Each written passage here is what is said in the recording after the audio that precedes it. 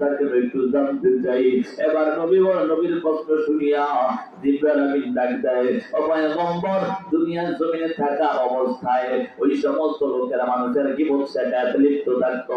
আমার মা বোনরা দেখুন অধিকাংশ সময় বেশি বেশি মানুষের গীবত করে আসে না নাই?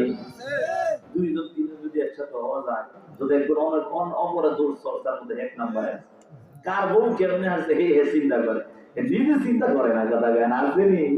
হ্যাঁ, আবার আমরা কিছু পুরুষ আছে মাইয়া বলার মতো আসে না নাই? হ্যাঁ, সাবধান।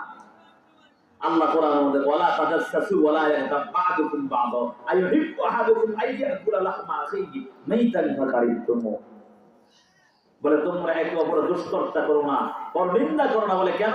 তোমরা কি চাও একে অপরের যে তোমরা মৃত ভাইয়ের গোশত খাওয়া পছন্দ করো? বলে না, প্রকৃত কেউ তো পছন্দ করে না। আপনাকে কেউ মানুষের গোশত খাইতে পছন্দ করবে? হ্যাঁ, কেউ যদি গীবত করে কারো, তাহলে সে মৃত ভাইয়ের গোশত খায় না। নাউযুবিল্লাহ। খবর হাদিসের মধ্যে আসছে, আল গীবাতু আশাদ্দু মিনাজ জিনা, জিনার চেয়েও মারাত্মক গুনাহ হলো গীবত। কথা বলেন ঠিক নেই? আর মা বোনেরা বেশি কালটা করে না, এজন্য এটা করা যাবে না, এটা করা যাবে না। বলে কেন করা যাবে না? ও যুবক ভাই, অবৃদ্ধ বাবা, পর্দার মাঝানের, এটা কেন করা যাবে না? কারণ আমরা আবার সহ্য করতে পারবো। আল্লাহ নবী আরেকটু সামন দিকে যাওয়ার পর তাকায় দেখে আরেকদল লোকদের, তাদেরকে ওই জাহান্নামের মধ্যে রক্তের দরিয়ার মধ্যে, রক্তের সমুদ্রের মধ্যে হাবুডুবু খায়, পাথরকে লোকমা বানায় বানায় খায়।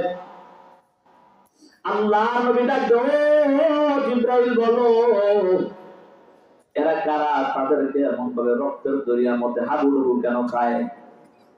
তাদের পাথর কেন খাবার? তার কারণটা একটু জানতে চাই।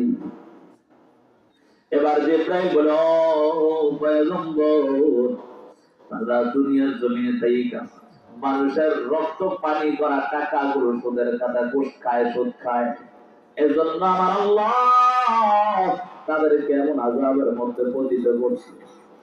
যুবক বাবা, বৃদ্ধ বাবা, বোঝানোর জন্য বলছি, আপনার বিরুদ্ধে বলি নাই, কারণ দুনিয়ার আযাব সহ্য করতে পারি নাই, জাহান্নামের আযাবটা আমরা সহ্য করতে পারবো। তাকায় দেখো, দুনিয়ার আগুন আমরা সহ্য করতে পারি নাই। কথা বলেন ঠিক? দুনিয়ার আগুন লাগা মাত্র ঝুলা পুরা সরকার হয়ে যায়।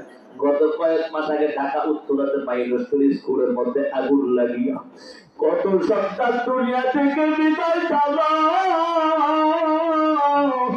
মা কাঁদে, আমার সন্তান নাই, বাবা কাঁদে, আমার সন্তান নাই।